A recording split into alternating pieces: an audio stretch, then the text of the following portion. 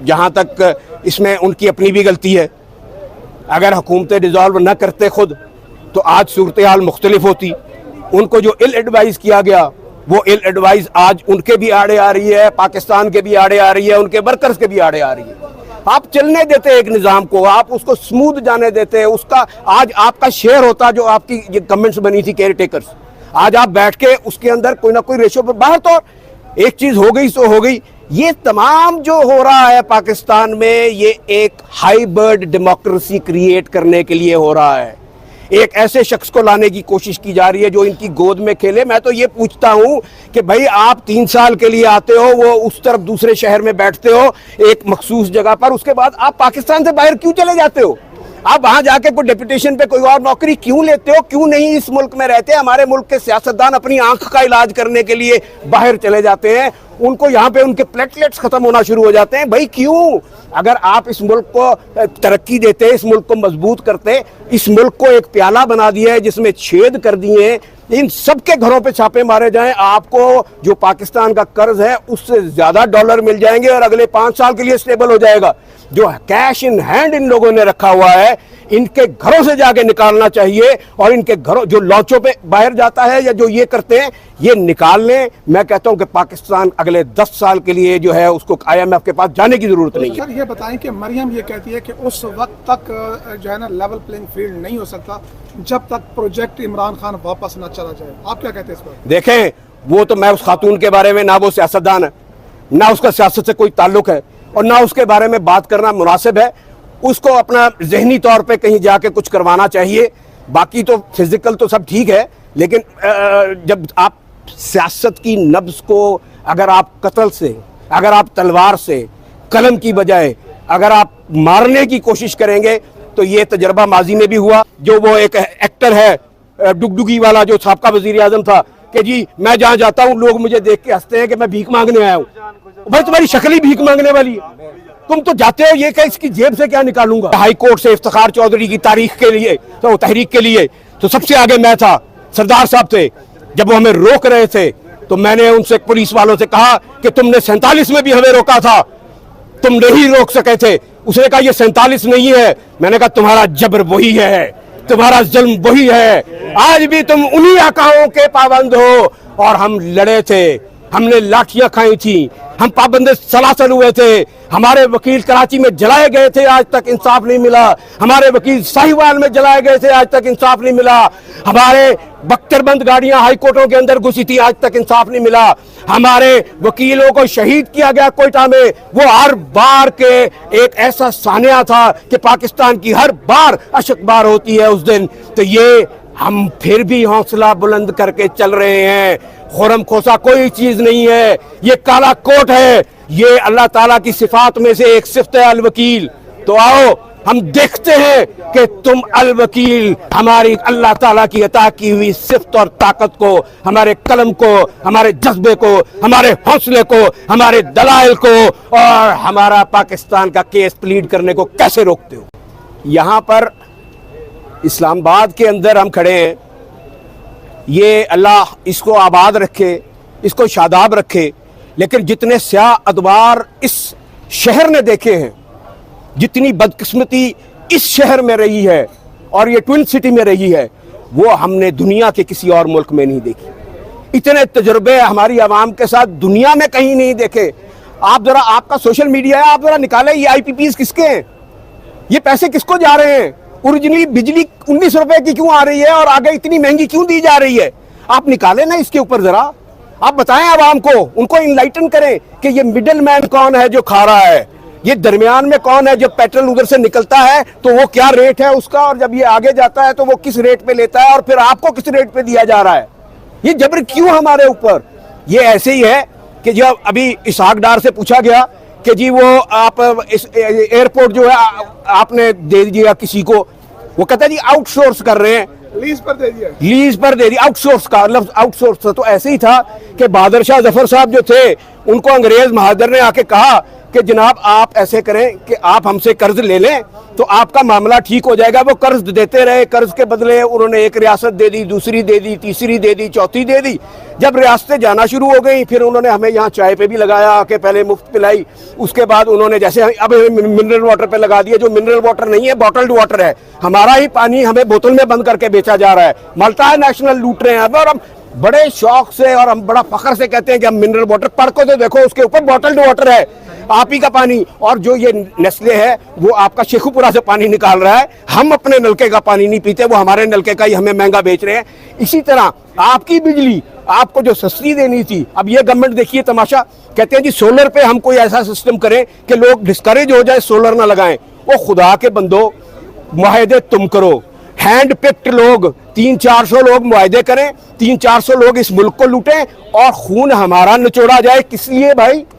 हम क्या यहाँ पर इसलिए आए थे आज़ादी लेकर? क्या हम पाकिस्तान में इसलिए ऑप्ट करके हम तो आए थे कि यहाँ पर हम खुशहाल रहेंगे, यहाँ मुसलमानों को रोजगार मिलेगा, यहाँ माइनॉरिटीज को सिक्योरिटी मिलेगी, यहाँ पर जो है जीने का हक होगा, यहाँ पर एक आइन होगा, एक दस्तूर होगा, कानून होगा, यहाँ पे अदालतें होंगी, यहाँ पर हक और सच की बात कही जाएगी।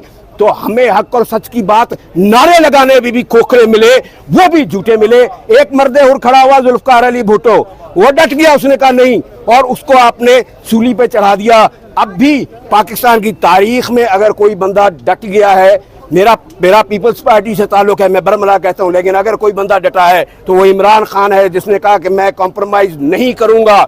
उसने साबित कर दिया है कि जुल्फकार अली भुट्टो ने जो किया था वो सही किया था, और जुल्फकार अली भुट्टो ये कह के गए थे कि I would not like to die in history and he is still living in history. तो इसी तरह अब एक और हमें जरूरत है कि ये जैसे खड़े हो गए हैं और जैसे आज वुकला खड़े हो गए हैं, तो इंशाअल्लाह अब ये वो माजी वाली रिवायत दोहरा नहीं सकेंगे। सर, क्या कौम एक और साबिक वजीर आजम को कब्र में उतरते हुए देखेगी? देखें, इनकी तो पूरी कोशिश है। ये जो मलून कहूंगा मैं इनको, ये जो लफ्ज खुद इस्तेमाल मलून, ये जो है ये तो इनकी पूरी कोशिश है, लेकिन वो बचाने वाला जो है वो मारने वाले से। वो मोहम्मद अली क्ले को किसी ने पूछा एक इंटरव्यू में, बीबीसी पे हो रहा था कि यार आप इतने फेमस हैं, आप इतना आपके पास पैसा है, तो आपके कितने बॉडीगार्ड है? उसने कहा मेरा एक ही बॉडीगार्ड है। उसने कहा वो किधर नजर तो नहीं आता? उसने कहा वो अल्लाह है।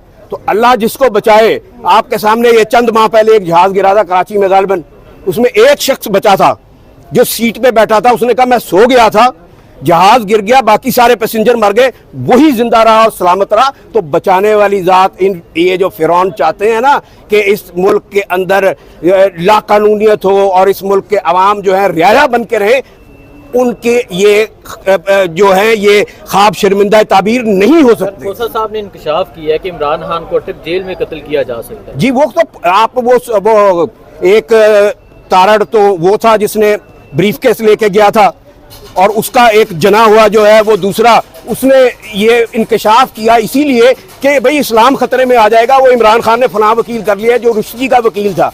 वो पहले तो बंदा पूछे तुम पैसे लेके गए थे इमरान खान की तरफ से या तुम वकालतनामा जेल में लेके गए थे?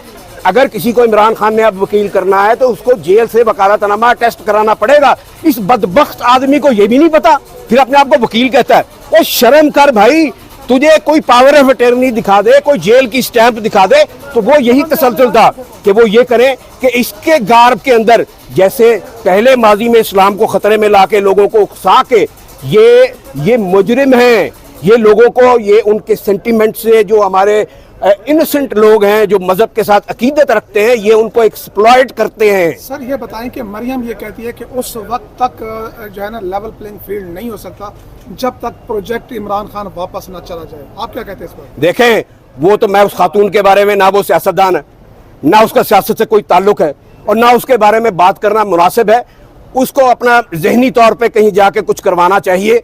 बाकी तो फिजिकल तो सब ठीक है, लेकिन जब आप सियासत की नब्ज को अगर आप कत्ल से, अगर आप तलवार से, कलम की बजाय अगर आप मारने की कोशिश करेंगे, तो ये तजर्बा माजी में भी हुआ, ये फेल हो गया और ये आगे भी फेल होगा। सर, खान साहब की गिरफ्तारी की आप असल वजह क्या देखते हैं? क्या हालात को कंट्रोल करने की टैक्टिक्स है, क्या असल वजूहात क्या हैं, अहम राज क्या है? देखें, जहाँ तक इसमें उनकी अपनी भी गलती है। अगर हुकूमतें डिजॉल्व न करते खुद, तो आज सूरत हाल मुख्तलिफ होती। उनको जो इल एडवाइज किया गया, वो इल एडवाइज आज उनके भी आड़े आ रही है, पाकिस्तान के भी आड़े आ रही है, उनके वर्कर्स के भी आड़े आ रही है।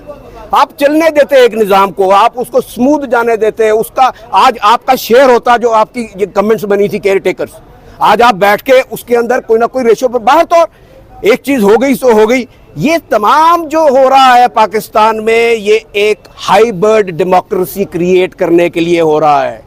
एक ऐसे शख्स को लाने की कोशिश की जा रही है जो इनकी गोद में खेले। मैं तो ये पूछता हूं कि भाई आप 3 साल के लिए आते हो, वो उस तरफ दूसरे शहर में बैठते हो एक मखसूस जगह पर, उसके बाद आप पाकिस्तान से बाहर क्यों चले जाते हो? आप वहां जाके कोई डेपुटेशन पे कोई और नौकरी क्यों लेते हो? क्यों नहीं इस मुल्क में रहते? हमारे मुल्क के सियासतदान अपनी आंख का इलाज करने के लिए बाहर चले जाते हैं, उनको यहाँ पे उनके प्लेटलेट्स खत्म होना शुरू हो जाते हैं। भाई क्यों? अगर आप इस मुल्क को तरक्की देते, इस मुल्क को मजबूत करते, इस मुल्क को एक प्याला बना दिया है जिसमें छेद कर दिए, इन सबके घरों पे छापे मारे जाएं, आपको जो पाकिस्तान का कर्ज है उससे ज्यादा डॉलर मिल जाएंगे और अगले 5 साल के लिए स्टेबल हो जाएगा। जो कैश इन हैंड इन लोगों ने रखा हुआ है, इनके घरों से जाके निकालना चाहिए, और इनके घरों जो लॉन्चों पे बाहर जाता है या जो ये करते हैं, ये निकाल लें। मैं कहता हूं कि पाकिस्तान अगले 10 साल के लिए जो है उसको IMF के पास जाने की जरूरत नहीं है। कमेंट कर दिया कि जो PTI के खिलाफ किसी खवातीन अंदर हैं और जिस तरह उनका इस्तेहसाल किया जा रहा है, नई नई दफात शामिल की जा रही है, अदालती निज़ाम क्या बैठ गया है या अभी कोई तवक्को? अदालती निज़ाम नहीं है जी, अदालती निज़ाम इस मुल्क में नहीं है। मैं वकील हूं, मेरी 4वीं 5वीं नस्ल है, मैं कहता हूं, बरमला कहता हूं, ये इसमें मुल्क में अदालती निज़ाम खत्म हो चुका है। इस मुल्क का अदालती निज़ाम रोटन हो चुका है। अगर मैंने अभी आपको बताया कि वो जज जो वहां बैठा था, उसको शर्म भी नहीं आई कि मैंने एक ऑर्डर पास किया, मैं उसको मैंने कहा जनाब this order pertains to the majesty of this court, majesty of this court, लेकिन उसको शायद अंग्रेजी नहीं आती थी, तो वो मैजेस्टी का मतलब नहीं समझा कि तुम खुदा का अता किया हुआ तुम्हारे ऊपर जो एक मनसब है और फर्ज है, उसको निभाने के लिए तुम यहां बैठे हो। यहां के जो वासी हैं इस मुल्क के, चाहे वो किसी भी जमात से ताल्लुक रखते हो, वो आपकी कस्टडी में है। कहा मैंने कि जी आपका नुमाइंदा आपकी हिफाजत में उसको लेके उसके घर जा रहा था परवेज इलाही को, लेकिन शायद ये भी उनको समझ नहीं आई। फिर मैंने कहा अगर मुझे कोई अगवा करे और वो अगवा करके तीसरे मोहल्ले ले जाके किसी चौथे बंदे को दे दे, तो आपका ये कानूनी है? ये दरमियान वाला गैर कानूनी था? ऐसे नहीं हो सकता, तमाम चीजें गैर कानूनी होगी। लेकिन जब उनको इतनी छोटी चीजें समझ नहीं आती, तो मैं उस निजाम के बारे में आपको क्या कहूं? हम रोज जाके अदालतों में दाद रसी कराने की कोशिश करते हैं, शर्म आती है हमें, अफसोस होता है इस चीज का कि हमारे यहां पे कुल्लोहुम compromised. It is a compromise system, we have a compromise democracy, we have compromised politicians, and the only road ahead is that we have to break this vicious circle of compromised all stuff that we have। और फिर हमें यहाँ पर अपने overseas पाकिस्तानियों को भी कहना है कि हम मानते हैं कि आपसे धोखा हुआ, जब कर्ज उतारो मुल्क सवारो स्कीम में आपके पैसे आए और ये खा गए। हम मानते हैं आपसे धोखा हुआ, जब आपसे उन्होंने और मदद मांगी और बाहर जाकर, ये शर्म भी नहीं आती उसको, जो वो एक एक्टर है डुगडुगी वाला जो साबका वजीर आजम था, कि जी मैं जहां जाता हूं लोग मुझे देख के हंसते हैं कि मैं भीख मांगने आया हूं। भाई तुम्हारी शक्ल ही भीख मांगने वाली है, तुम तो जाते हो ये कि इसकी जेब से क्या निकालूंगा।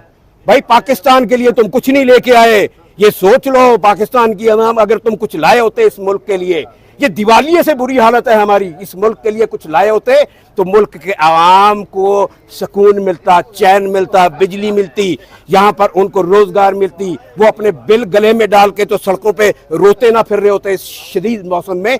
तो इस मुल्क के लिए माजरत से कोई कुछ नहीं लाया, जो लाया है अपने लिए लाया है, उनके घरों में पड़ा है।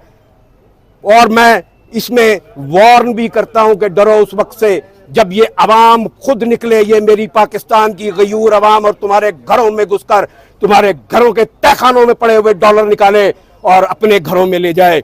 तो होश के नाखून ले लो, ये तजर्बे बंद कर दो इस मुल्क के साथ, ये तमाशा बंद कर दो इस मुल्क के साथ। और अदलिया से भी बड़े अदब से कहूंगा, हम अदालत में भी अदब से कहते हैं, यहाँ पे भी अदब से कहते हैं, हम तो आपकी मैजेस्टी मानते हैं, जो नहीं मानते उनके सामने घुटने मत टेको, उनसे डरते हो। मैं एक दफा एक मैजिस्ट्रेट के पास पेश हुआ, मैजिस्ट्रेट साहब एक केस के अंदर वो उसको बार बार एडजर्न कर रहे थे, तो मैं चला गया, मेरा जूनियर जाता था पहले, मैं उस दिन जाके बैठ गया। मैजिस्ट्रेट साहब आए, तशरीफ रखी, कुर्सी पे बरजमान हुए, तिलावत फरमाई। तिलावत फरमाने के बाद उन्होंने केस कॉल किया, मैंने एक एप्लीकेशन दी, मेरा केस कॉल हो गया। मैंने कहा जनाब आज मैं केस करने नहीं आया, मैं आज जनाब की ज़ियारत करने आया हूं, मैं देखने आया हूं, और फिर मुझे खुशी हुई कि आपने तिलावत की, और अफसोस इस चीज का कि जो तिलावत हुई उससे तो तुम डरते नहीं, जिसका कलाम है। तुम छोटे छोटे इंसानों से डरते हो, तुम्हें शर्म नहीं आती? तुम्हारे पास दो इख्तियार है ना, दो, एक तीसरा इख्तियार भी है। एक इख्तियार तुम इस्तेमाल कर रहे हो कि इसको रोज एडजर्न कर रहे हो, 20 दिन हो गए हैं।